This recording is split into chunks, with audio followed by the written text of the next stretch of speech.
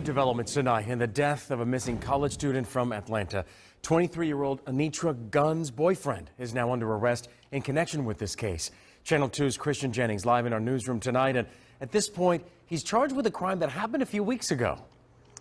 Yeah, that's right. Tonight, police charged 23-year-old DeMarcus Little. They say he slashed the tires on Anitra Gunn's car and smashed windows in her apartment, and that happened nearly 2 weeks ago. Now they're calling him a person of interest in her death. This is 23-year-old DeMarcus Little's mugshot. Police charged him with criminal damage to property Tuesday night in Fort Valley. Earlier Tuesday in Crawford County, authorities found a body they believe belongs to 23-year-old Anitra Gunn. About 150 yards off the roadway, he found the piece of the car, part of the car piece that we've been looking for. Found Miss Gunn laying very close to part of that front bumper. GBI Crime Lab, you know, they have still got to verify that this is who we think it is. The college student, who is from Metro Atlanta, disappeared from Fort Valley State University in Central Georgia on Valentine's Day. Greg Russell told us he didn't know Gunn, but his son went to Westlake High School with her a few years ago, and they both grew up in the same South Fulton County neighborhood. Just seeing that is an eerie feeling, knowing that you got a son in college as well, and so we felt real bad for the family. Officials say it looked as though someone was trying to hide her body with leaves and branches. She'll be taken to the GBI Crime Lab in Macon probably tonight. So many people have been following this case, not the outcome we were hoping for. Police told us there could be other charges filed against DeMarcus Little. Live in the newsroom tonight, Christian Jennings, Channel 2 Action News, Night Beat. And Christian, so much left in this case. I know we'll be following it. Thank you for the update. Hey guys, so as you can see, this is something that happened a few years ago. However, Anitra and DeMarcus were trending on Twitter over people, well, in particular men, I guess black men, at least that's the pictures of the people on the accounts, right? And this kind of lends to that whole Kanye situation. And this is what I'm talking about. Let me say this, because I hear people saying little slick stuff about, oh, black women are just, you know, trying to paint him a certain way because of this, that, and the other. No, I'm not trying to paint him any kind of way. And really and truly, my concern is not even about Kanye or his ex-wife or wife or whatever she is. It's more so about imaging. Like I said, and I thought I made that clear, but let me say that again. And it kind of lends to all of these stories, really. And the culture of stuff like that, black men are not handling their emotions very well, right? Because there are a lot of black men on Twitter, as you guys can see from the comments, who are kind of saying they can understand why he was upset. Let me explain the Demetrius situation. I'm not sure if you guys can read it here in this video. He was upset because he tried to inform Anitra that he had feelings for her, what have you, I guess on Valentine's Day, and she started laughing. Now that could have been out of her not knowing how to handle the situation as well, that she started to laugh, because some people do have a nervous laugh. I can have a nervous laugh myself at times, and I'm aware of that. And that's because you can't process as fast as you probably need to how to respond to things. And so you kind of respond that way. And I think that that's what happened. And he got upset because she started laughing or giggling. And he, at least that's what he's saying, that's what happened. I think they were the only two people there. So this is just what he's saying, allegedly. And during his testimony, like I said, case is old, but he was recently sentenced to life in prison for this murder. And as you can see from the comments on Twitter, a lot of guys were saying they can understand where he was coming from.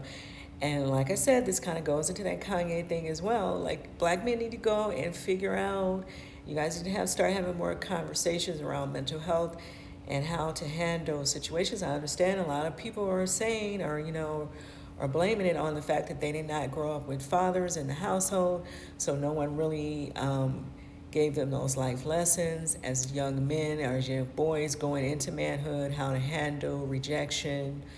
And so this is probably coming from a lot of that, and it could be coming from just a lot of other things. It could also be coming from boys watching their mothers being abused as well. It could be one thing or the other, because just because people have fathers in the household do not mean that they were always getting the best examples of men as well. So I want to make that clear as well. But yeah, I agree with the women on Twitter that are saying that if people have issues with dealing with emotional topics or traumas, then they need to go and seek professional help. And that's not a negative thing, because this is also something, women also need to seek professional help.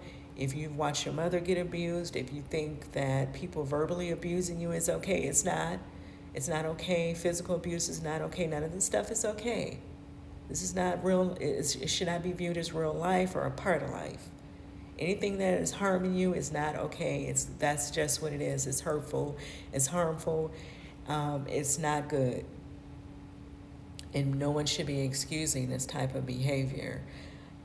There are professionals out here. There are groups, coping groups, groups that are online that you probably can look for. I'm sure that you probably can meet in FaceTime groups and Zoom groups and all of that now with all the social media stuff out here, and really talk these things out with people who can help you.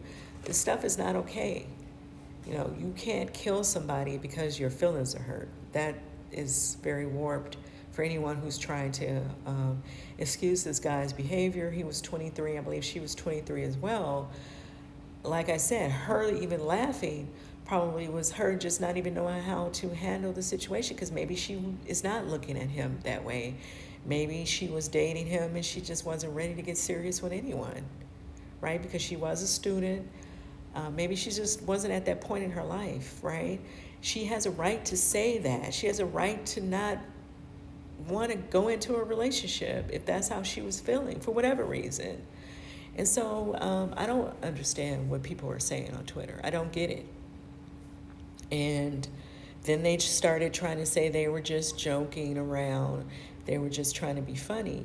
Once again, all this stuff is not funny when murder is involved, stalking people and sending death threats and doing bizarre stuff to people in the name of you're hurt. This is not okay. This is not real life, and nor should anyone take it as healthy. It's not healthy for you to respond to these things that way. So we need to put a stop to people trying to push these narratives, in particular to minorities, okay? It's not okay for people to respond to hurt in that way or to trauma. You know, it just makes you shake your head.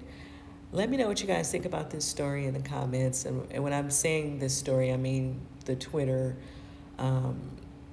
response to hearing this story, because like I said, this is something that happened back in 2017.